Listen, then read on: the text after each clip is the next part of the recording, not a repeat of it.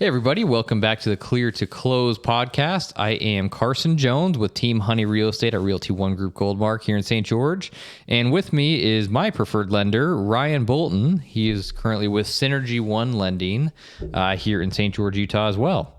How are you, Ryan? Great. Wonderful to have you again. Absolutely. Let's talk about St. George a little bit and just the area and why the heck people should decide to move to St. George, Utah. What a great topic. I mean, you and I are both transplants. We both moved here. So you have this sense that you chose to be here. You know, it's not your hometown or something where you're like, I got to get out of this little dinky town that I'm living in.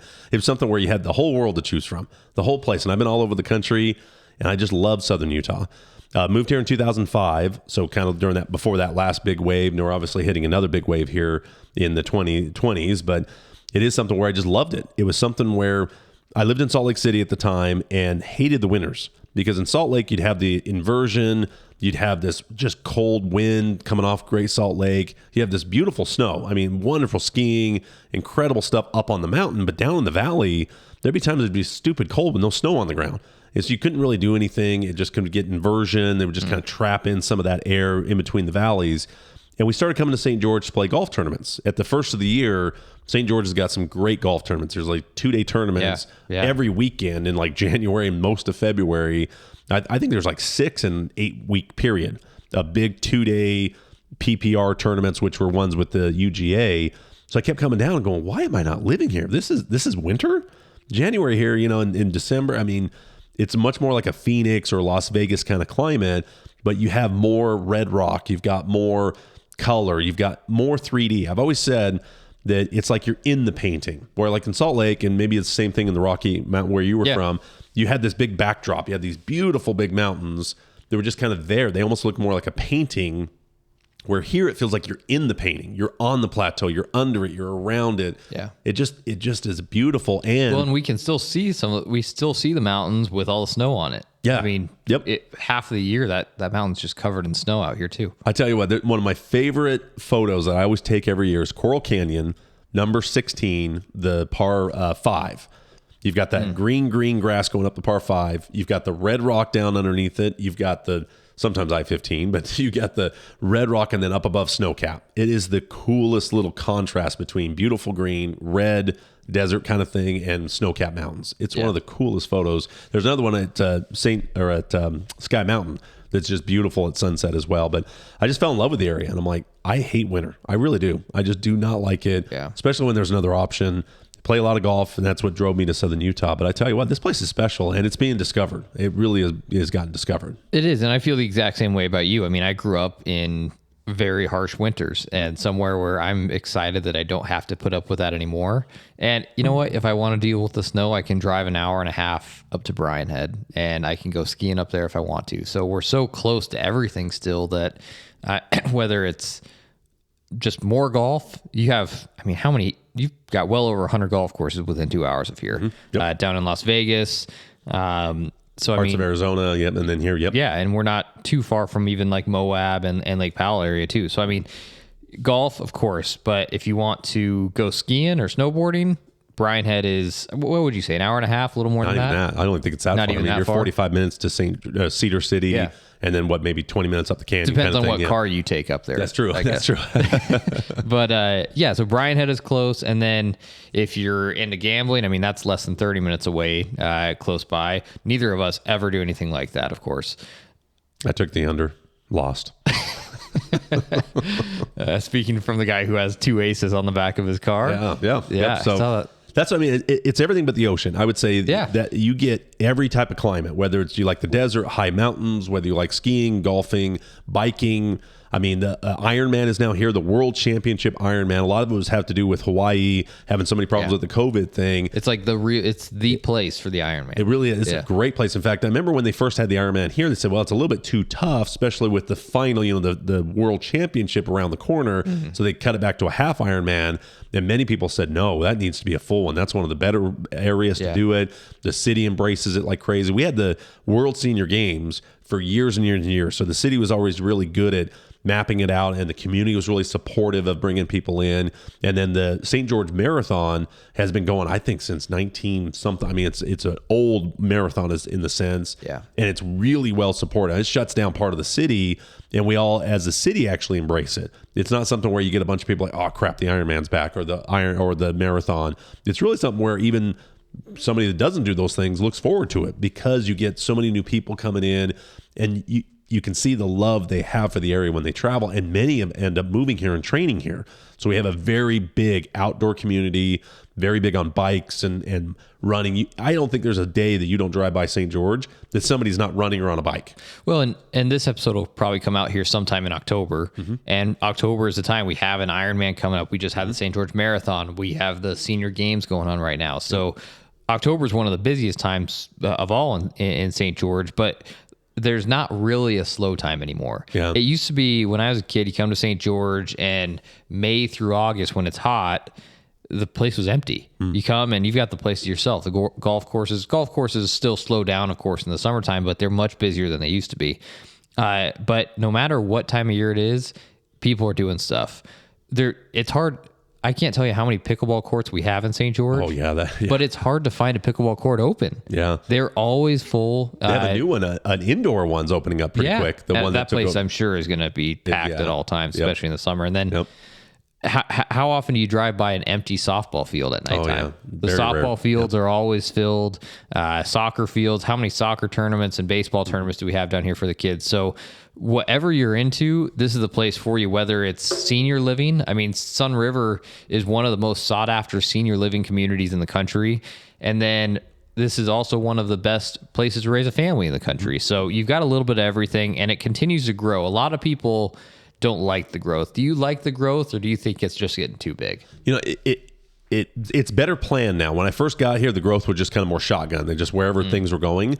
Once they opened up the southern corridor and kind of master plan things that are out 60 and 70 years, you can really see that they've done a much better job with that. Like parts of the downtown, or Ancestor Square is what it was called, part of Bluff Street, St. George Boulevard, really can't handle much more growth. They really can't. So the master plans have done a much better job. So spreading things out a bit. Yep. Yeah. And then San Hollow, what they've done with their master plan, which is out in the Hurricane Valley, that's been amazing. The biggest growth area I think that's having an issue is some of the exits. If you get the Washington exit, it's gotten really, really bad. They're working on opening up a bigger way to get on and off of that freeway right there. Yeah. So that's definitely caused some congestion, because like you said, St. George has gone through these waves where it's very busy in the winter. That's where a lot of snowbirds come back. That's where a lot of people come back. And then the summer's kind of exodus out of the town. More and more people are staying year round. Yeah, they are. More and more people are not leaving. But you definitely get a feeling like when stuff comes into town, you can just feel there's a lot more people. Restaurants are a little slower, and you just have some exits that are a little bit harder to get on and off. Well, and then Zion National Park, I've seen a couple times where it's ranked like 4th in the country as far as visited national park. I'm sure it is. Especially during COVID. That you're always going to have Yellowstone be number one. It's just one of the most amazing places in the world. Then Yosemite is going to be really, really popular. That's obviously a big one. But it's amazing to see Little Zion National Park becoming one of the most visited ones, because it is such a cool place. But the congestion, the traffic has definitely been an issue out there. Well, and we talk about the traffic and the congestion around here. And the good thing is that's our negative that we look at. Yeah. And it is so much better than I think if you're living in any big city, you're probably laughing that we're talking about any type of traffic or congestion, because you could still, even on the busiest days, you can usually get places pretty quick. Oh yeah. It's really funny because when you come from an area like Salt Lake City, I mean, I was 45 minutes from my house to my office up and down I-15, and you just knew 90th South, 106 South. You knew that 53rd, 70. You knew these areas that were just going to bother the Spaghetti Bowl right there at 72nd. If anybody knows Salt Lake Valley, you just knew you're going to get stuck. That's just an area you're going to get stuck at. Here you can get to almost anywhere in the entire county in 30 minutes. It's true. It's true. But it's so funny now that I've lived here. It's like, oh, that's on Sunset. I don't want to go clear to that side of town. And it's like 15 minutes away. I know. It seems like that's a long drive. Yeah. And one of the things that I found, of course, you've got all the outdoor stuff that you could do. Yeah. But they continue to add other items too. And they add, shopping has always been, I would say, one of the negatives to St. George. Sure. Yep. The mall is okay. And I mean, we've got more and more things that they're adding to the mall. And I know that they're renovating it to make it better. Shopping is one of the things that I've heard people say, I don't want to go there because they don't have a mall. Well, again, you go to Las Vegas and they've got a few of the biggest malls you're ever going to see in Las Vegas. And nowadays, again, it's like, how much do you buy online? Yeah, so much of it, COVID's changed things when it came to that people didn't necessarily go out. They changed their buying habits a little bit to more online shopping and that type of thing. And I would say since 2005, I remember we didn't have an Olive Garden. We didn't have some of the things we do. And now it's amazing. We have just about every restaurant you really can think of. Oh, yeah. Other than Trader Joe's, everybody wants the Trader Joe's. That's probably the most talked about thing to bring into St. George. It'll happen. It's got to happen. Yeah, I think where it's going to happen is on Bluff there, where the old Kmart used to be. Good. I think that's going to be an area where they're going to happen. It. Yeah, I think that they're talking about big redevelopment of that area. But it used to be. I mean, when Red Robin came to town, that was a big deal. It's like, oh, wow, we're getting big chains out here. Now it's hard to find a chain that isn't here. Totally. Yep. Every genre, every type of food choice is here. Maybe not necessarily we got the In-N-Out burger. So, hey, I mean, we're big time. We're big time. And the Olive Garden, oh, man. Let's talk about that real quick. And this could be a slightly off subject, but what's your favorite fast food burger right now? Oh man, I don't do a ton of burgers. I really don't. Okay. But I would say I've done that recently more often than I have in the past, just because I love the animal style that they do. There's like a secret menu. You're okay with In-N-Out? Yeah, okay. I don't have it. Yeah, but it's not like something where I'm going to skip. I don't know any other burger place to go, but I'm not a big burger guy. I don't do a lot of fast food burgers. And see, but if I'm on that side of town, that's definitely probably what I would. Yeah, it's funny because they've just gotten such a big name now. You know, In-N-Out has really gotten this name where people drive in from anywhere east of here and they're like, oh, there's an In-N-Out before California. Let's stop here. Yeah. And for me, it's one of those things where I've tried In-N-Out. It's like it's way overrated in my opinion. But I go to Culver's. Like I think Culver's, which is just down the street from here, I think Culver's is incredible. And you get there and it's kind of funny to see how all the people from out of state just go towards the one exact thing. And so I think one of the videos we can make is just what are the best places to eat here in town? It doesn't, not just fast food, but all the good restaurants, because there's so many. But I will admit there's some bad restaurants, There's really good restaurants, and then there's some restaurants that all the locals know to avoid. And the good thing is you're never going to be short of a restaurant. Yeah. Sometimes you're going to see a lot of places closed on Sundays. It's getting a little bit better. You're going to see a lot more places opening up on Sundays here. But well, and that's the thing. So much of it's new. I mean, that so much of the growth has happened within a 10-year period. So you go anywhere in town, almost everything's the new style, the newest version of Dairy Queen, the newest version of whatever is there. The newest soda shop and cookie shop. Oh, I tell you what, if you like soda and cookies, it's weird because we have such an outdoor active community, yet there'll be lines and lines around these soda shops because the dominant faith here doesn't drink a lot of coffee, but boy, they sure love their soda. My dad, I mean, they'll just come out of these shops with these huge drinks, and they're always making them dirty. Where they add like coconut, or they add. That's what made these places really popular, is these little squirts of something else in them. I remember my dad. I went through a drive. I really never go to the soda shops. It's just I never have. I'll just go to grab a can of root beer or something like that. But it's my dad. I remember him ordering. It was a Diet Coke, and it had like roasted marshmallow stuff in there. I was like, what? And he there's loved something it. that's dirty Dr. Pepper is really popular, which I guess is coconut or something. They squirt coconut or pineapple side, but I'm probably saying it wrong. But that's a very popular thing. In fact, some of the advertisements for some of the shops will say they've got that drink because they know people are looking for this dirty Diet Dr. Pepper or something. Right. Yeah, but they're very, very popular. Yeah, little soda shops. That's a super popular thing. We just got Big Shots Golf is in town, which is kind of it's a lot like Top Golf. I actually like Big Shots a little bit more because they actually use TrackMan, don't they? They do. So it's a little bit more accurate system in my opinion. So Big Shots Golf is a great place to go. We've got Fiesta Fun for the family, so putt-putt, go-karts, all that type of stuff. And I can see a lot more stuff like that opening up soon. Yep. Because we've always talked about, and Sand Hollow Resort is amazing. It's a place where you've got incredible golf. You've got sand dunes. Jeep safaris are very, very popular. They've got this rock formation where they have these concerts that are almost like a natural amphitheater. Yeah. That place is really cool. They have little mini concerts, stuff like that. And of course, the reservoir is incredibly popular. That's where the Ironman does their swimming. 2.3 mile swim or something is in that lake. It's become a very popular destination when it comes to the outdoors. But there's always stuff getting added. Water parks are being talked about. I mean, there's a couple things that are being talked about there. And then, of course, Tuacahn. That's kind of an interesting spelling of it, but it's becoming a world-renowned amphitheater because it's an outdoor one, so it's really cool to be able to be outdoors. Brian Regan's a comedian that comes every year, make sure that this is on his rotation, not only because He packs the place. People just love Brian Regan around here. But just because of that amphitheater, the way it's in the red rock, in the canyon, right in this little split canyon is literally this school and this art thing, and they put on some of the best plays in the world. If you love, it reminds you a little bit like of Red Rocks, maybe a little bit more. Red Rocks is more just kind of sitting on the just on the side of the hill in a way, in the little rock chairs, I guess. But here, I mean, it's a little bit more of kind of stadium seating. Yeah, but it reminds you a lot of Red Rocks. Oh yeah, I mean.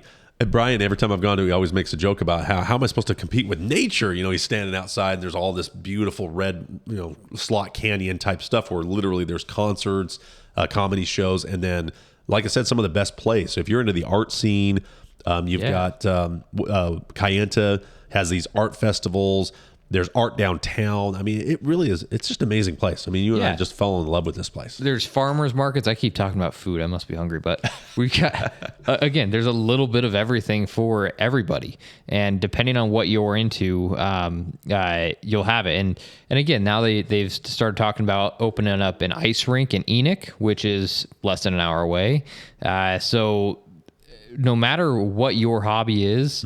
You're not going to be far from it. Right. The only thing I say is the ocean. You have everything but ocean within that mile. But even that, it's not too far away. It's not that far. And that's where the airport, the Southern Utah airport, I mean, if you ever flew into St. George for whatever reason up on the plateau, it's kind of a sketchy little deal. Yeah. Because you had to kind of bank into it knowing the wind would come around that peak. And it was actually even FAA forever said it's really not a legal airport. It's really not. Because it literally landed on a plateau and took off the plateau. But coming in would be some wind shearing would hit it. So just an awkward little landing airport, but it was really pretty small, little, Cessnas and stuff like that. Once they made the bigger airport out there and added Dallas and LA and some of these connectors to Salt Lake, and you can get anywhere quick. It's amazing how those connections to Dallas, LA, Salt Lake, Denver open the whole world. So literally everybody that's coming in from the world can now land right in St. George. Well, and even if you left right now from St. George, I mean, it's 9:20 in the morning when we're filming this. You could be at the beach by early mid-afternoon. Oh, yeah. You could be sitting on the beach by early to mid-afternoon today. Yep. Which is again, it's rare for a lot of places in the country. You don't have to take a plane if you don't want to. Mm-hmm. You can drive and you'll be there pretty quick. Mm-hmm. That's probably the main factor that made us move here is you could do a little bit of everything, right?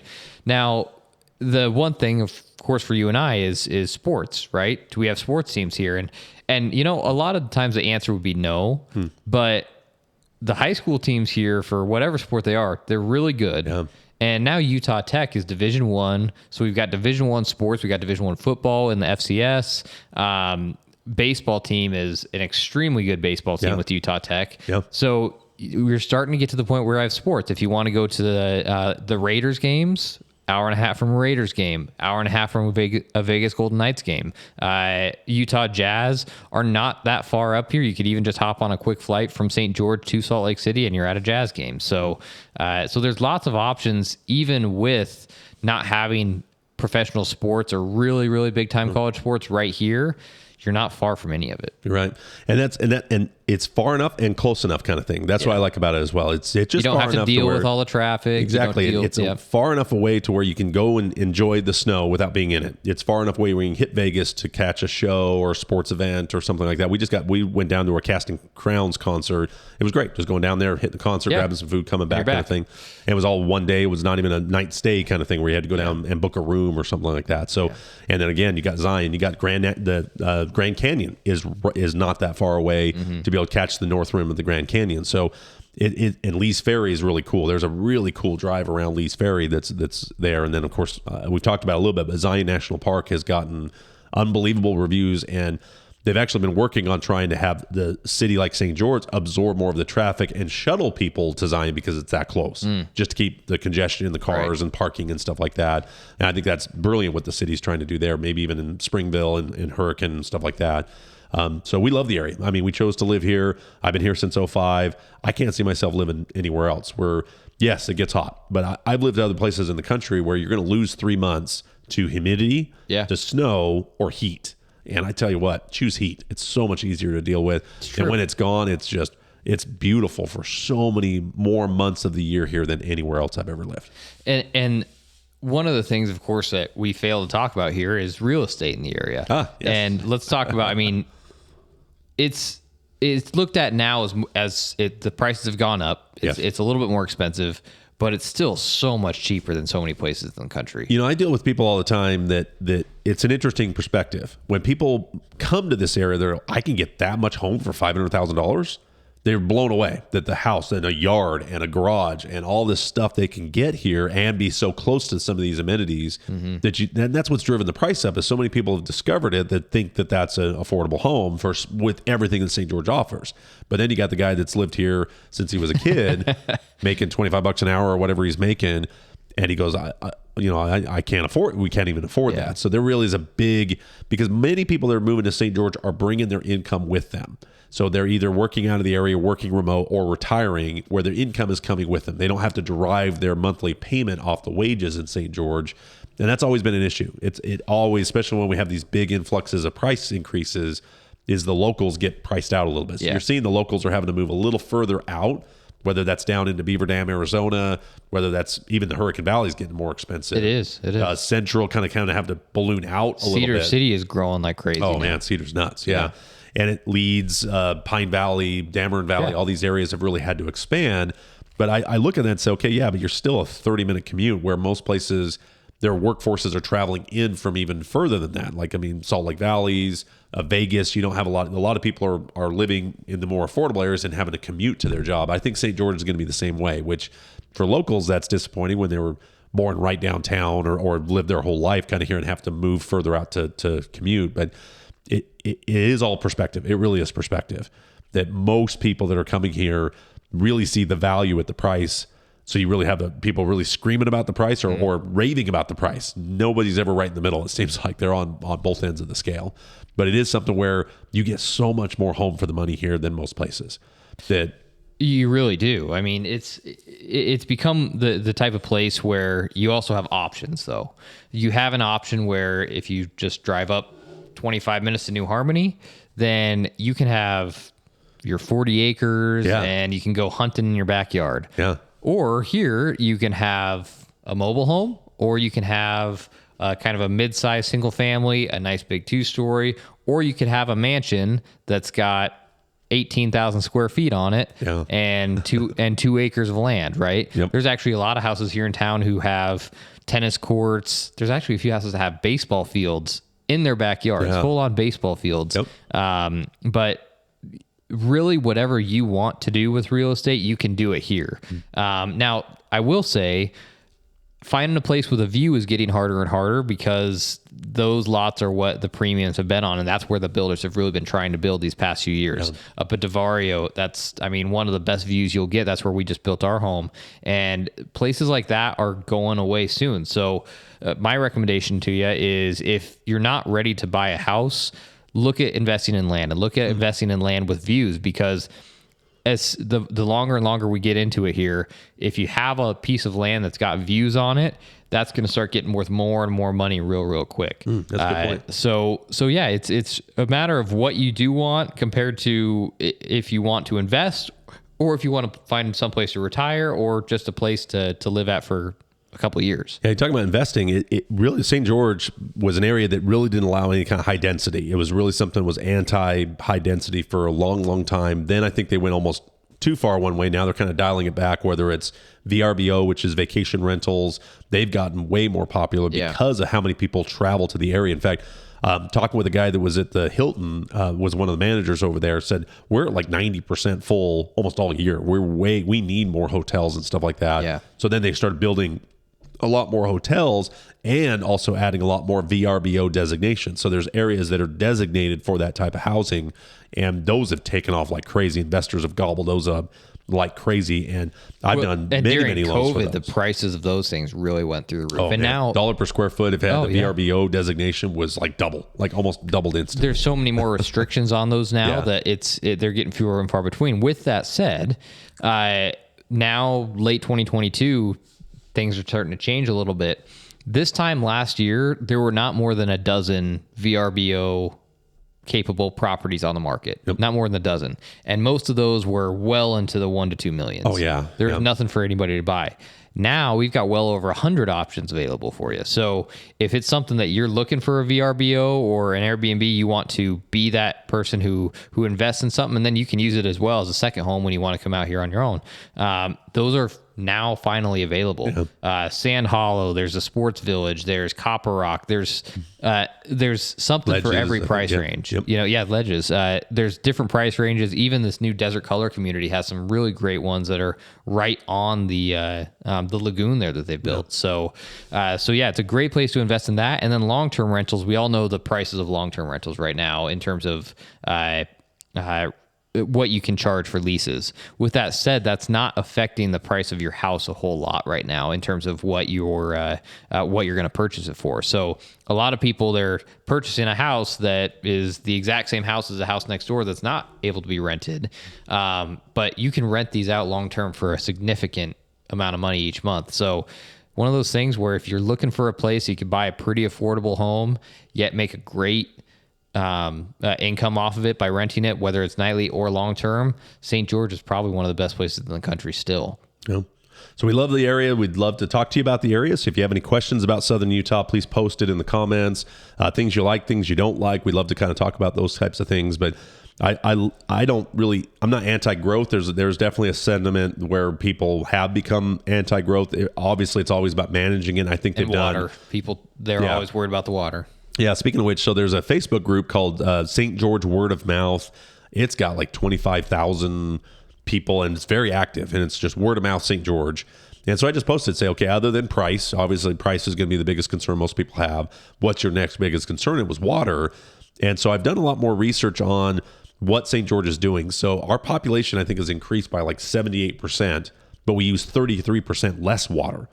Because of reclaiming and some of the things. Like Vegas has done the same kind of thing. Everybody in the West here has to just capture every ounce that we can get. Where back East, they're trying to get rid of it. They're always trying to get it back to the ocean or back to the rivers with aqueducts and all this kind of stuff. But here in the West, we have to keep every drop that we can get.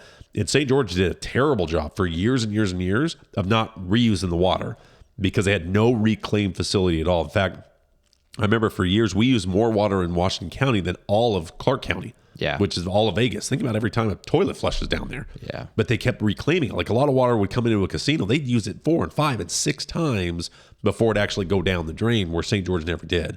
So is it a concern? Obviously, it's always going to be a concern. Utah is one of the driest states in the country, and retaining that water is always going to be the next phase. But you have to really educate yourself on what the city, the county has done over the last 10 years to do a way better job of recycling, using water, all that type of stuff. We have a lot of golf courses here. They used to use culinary water for those. Now, every one of them is on some sort of reclaimed water. Some are still on some wells, but it's amazing how you'll see a golf course just getting sprayed with water and people start calling in and freaking out that they're using all this water. But I'm like, that's not water that can be used. That's water that is reclaimed, that doesn't have any portability to it. It doesn't have ability to drink or take a shower in it. Yeah. But it's keeping green space. It's getting the tourism here. It's allowing the carbon dioxide to get absorbed by the trees and everything like that. There's way more environmental impact and use of that water that we just lose anyway going down the drain. Why not use it to... And if you get rid of that, then it does affect the economy significantly. Yes. Yeah.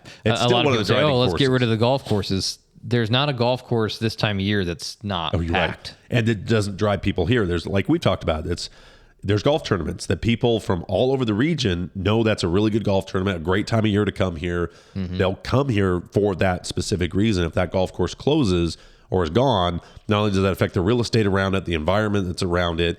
Yes, it still uses water, of course, but it's using water that can't be used for any other source that's just going to go down the drain, and having that going back into the water table is way better than having it just go down the drain. Yeah. Big time.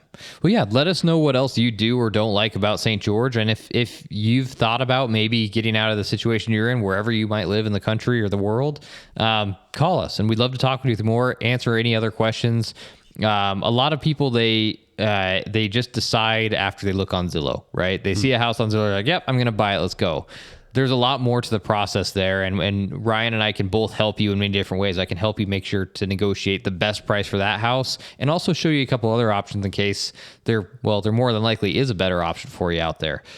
With that said, Ryan, if you're looking to buy a house and get a mortgage, go through Ryan, talk to him first. And Ryan will be the first one to recommend you. Get multiple opinions. And if you're working with somebody, a lot of people are working with these online companies like, I don't know, a Rocket Mortgage or a Quicken, whatever it is. But make sure to get a second opinion, right? It doesn't cost you extra just to figure out what your price is going to be. Because a lot of the times, just because your rate might be slightly different, there's other fees on top of that are going to make it a lot harder on you that you didn't quite realize. So make sure to get your second opinion, talk to Ryan. His number's here at the bottom of the screen, of course. And then if you're looking to buy or sell in the area, call me. And of course, even if you live out of state and you've been thinking about buying or selling somewhere out of state, call me first. And I'd love to help kind of vet the other realtors in the area and see what realtor you should be using, because right now more than ever, you're only going to be seeing realtors have success if they're out hustling. And with this market changing, you want to be working with somebody who's really out hustling and not allow that agent who's just kind of being lazy send you some automatic emails to get that done. So let me help you vet who's the best agent in your area to help you buy or sell real estate.